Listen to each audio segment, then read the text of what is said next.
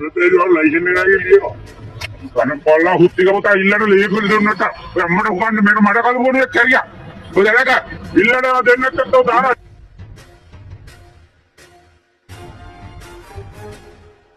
இப்பொழுது ஒரு சில மனத்தியாளங்களுக்குள்ள சமூக வலைதளத்தை ஆக்கிரமித்துள்ள ஒரு காணொலியை தான் இதுக்கு முன்னுக்கு பார்த்திருப்பீங்க.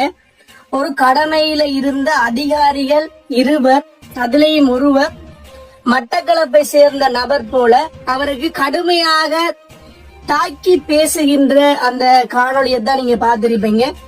உண்மைக்குமே தாக்கி பேசுகின்றது பிழைதான். அதுவும் மட்டக்களப்பை குறிப்பிட்டு பேசுறாரு. மட்டக்களப்பு வாழ் தமிழர்களாக எங்களுக்குமே ஒரு வேதனையாக கவலையாக இருக்கு இந்த விடயம். இந்த விடயத்துக்கு இப்ப பலர் சமூக வலைதளங்கள்ல பல போஸ்டுகளை பகிர்ந்துட்டு வராங்க. அந்த போஸ்டை நான் இணைச்சிருக்கிறேன். இதுக்கு ஏகேடி மற்றும் மட்டக்களப்பு பாராளுமன்ற உறுப்பினர், என்பிபி பாராளுமன்ற உறுப்பினர் கந்தசாமி பிரபு அவர்கள் இதுக்கு ஒரு தீர்வு ஒன்று எடுக்கணும். அவரை அடைக்கணும். அப்பதான் ஒரு மாற்றம் ஒன்று வரும் என்று. முதலாவது, எடுத்த உடனே எல்லாத்துக்கும் அனுரகுமார திசாநாயக்கு தான் பதில் சொல்லணும், கந்தசாமி பிறகுதான் பதில் சொல்லணும் என்று சொல்லி கதைக்கிறத விடுங்க. அதுவும் கந்தசாமி பிறகு பதில் சொல்ல வேண்டிய நிறைய விடயங்கள், நிறைய பிரச்சனைகள் இருக்கு. அதுக்கு அவர் பதில் சொல்லணும். அதுக்கு அவரை தூண்டுங்க. அதுக்கு அவரை மோட்டிவேட் பண்ணுங்க. அதுல எந்த ஒரு பிரச்சனையும் இல்லை. ஆனா அதை தாண்டி எல்லா விஷயத்துக்கும் ஏகேடி தான் பதில் சொல்லணும் இல்ல. ஒரு ஜனாதிபதிக்கு நிறைய பொறுப்புகள் இருக்கு. அதையும் தாண்டி இப்படி இலங்கையில் இருக்கிற அதிகாரிகளுக்குள்ள ஒரு இன துவேஷத்தை, ஒரு மதவாதத்தை, ஒரு தவறான ஒரு கருத்தியலை கொண்டு வந்தது யாருண்டா இந்த ஏகேடியில என்பிபி அரசாங்கம் இல்லை. இதுக்கு முன்னுக்கு வந்த அரசாங்கங்கள். அந்த அரசாங்கங்கள் இனவாதத்தையும் இந்த போதைப் பொருள் உலகத்துக்கு அந்த உலகத்துக்குள்ள நம்மளை கொண்டு இலங்கைய போதைப் பொருள் தன்மிரவு அடைய வைத்தது இதுக்கு முன்னுக்கு இருந்த அரசாங்கங்கள் தான் தவிர இப்ப இருக்கிற அரசாங்கம் இல்லை. அதனால இப்ப இருக்கிற அரசாங்கத்தை விமர்சிக்கலாம். விமர்சிக்கிறதுக்கு எல்லாருக்கும் உரிமை இருக்கு. நானும் விமர்சிக்கலாம், நீங்களும் விமர்சிக்கலாம்.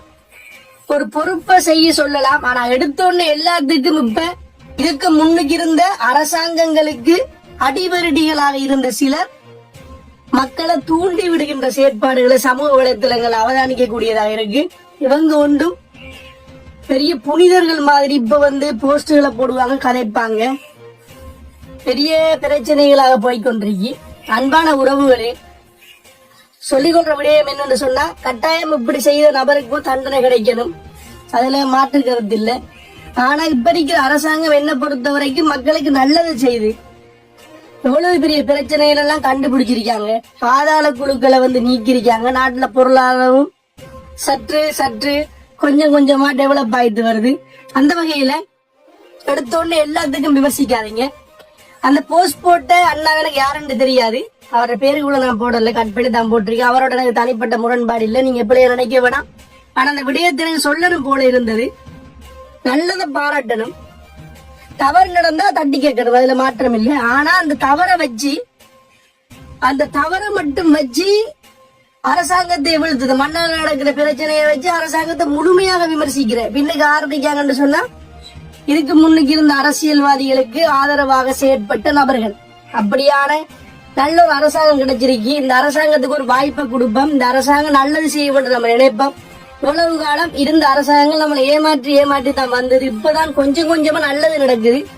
இந்த நல்லது நீண்டதாக இருக்கணும். மக்களுக்கு ஒரு விடிவு கிடைக்கணும் என்று கேட்டு, வீழ்வது நாமாயினும் வாழ்வது தமிழ்.